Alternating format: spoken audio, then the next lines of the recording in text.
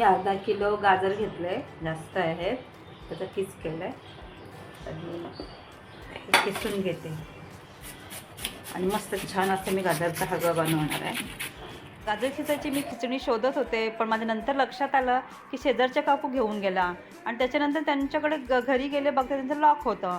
मग मी म्हटलं जाऊ दे, मी माझ्याकडे छोटी खिचडी आहे, तर त्यांनी मी म्हटलं खिचून घेते. आणि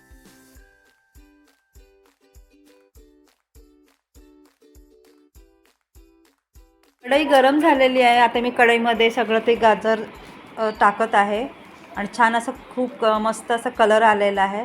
आता घाटून घेते व्यवस्थित. तर व्यवस्थित घाटून घ्यायचं आपल्याला, थोडंसं वाफ येईल असं एवढं म्हणजे घाटून घ्यायचं आहे, जेणेकरून चांगलं असं छानपैकी त्याला कलर पण येईल. भाजून घेतल्यानंतर अजून तो थोडासा शिजून पण निघून जाईल.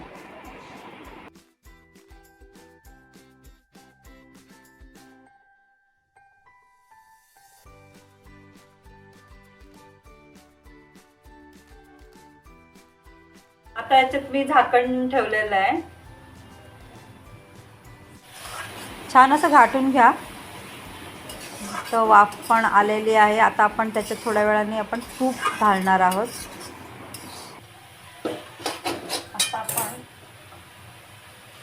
आता आपण तूप टाकून घेऊया.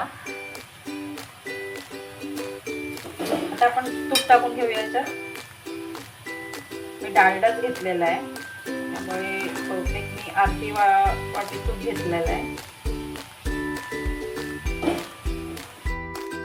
तर एकदा मी झाकण ठेवत आहे, थोडी वाफ येऊ द्या, म्हणजे थोडं छान असं शिजून निघेल.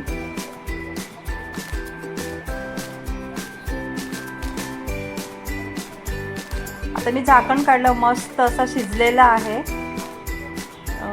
छान असं शिजलेलं आहे. परत आता आपण काय परत घाटून घेऊया आपण, जेणेकरून खालचं थोडंसं गरम झालेलं असेल ते वर आपण त्याला मस्त असं पडतवून घेऊया.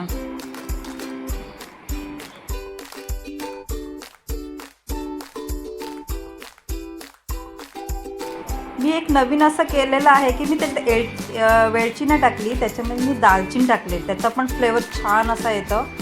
आणि त्याच्यानंतर मग मी साखर टाकली. मला ते अर्धी वाटी मी साखर टाकलेली आहे, त्याच्यामध्ये छान अशी पडतळून घेतलेली आहे.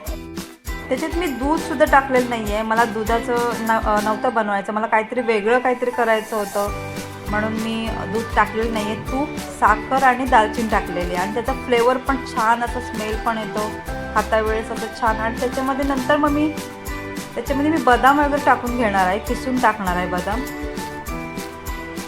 हे तुम्ही छोटे छोटे बघतायत ना, ते मी बदाम टाकलेलेच होते अगोदरच. बघा छान असा कलर आलेला आहे. वाव, मस्त. आजूबाजूला पण असं वाटतं की आपण कलर टाकलेला असं दिसतोय, मस्त ऑरेंज कलरचं छान असं शिजलेलं आहे. ॲक्च्युली कलर नाही आहे, ते गाजरचंच ॲक्च्युली कलर आलेला आहे आणि मस्त असं छान शिजलेलं आहे. आता आपण बाउलमध्ये काढून घेऊया. बघा कसं छान असं शिजलेलं आहे. वाव. आता त्याच्यावर मी काजू, बदाम आणि मनुके टाकलेले आहेत. ही आपली रेसिपी तयार. तुम्ही पण नक्की ट्राय करा आणि बघा, तुम्ही दालचिनी टाकून बघा किती छान फ्लेवर येतो. माझी ही रेसिपी आवडली असेल तर माझ्या चॅनलला लाईक करा, शेअर करा व सबस्क्राईब करा. थँक्यू.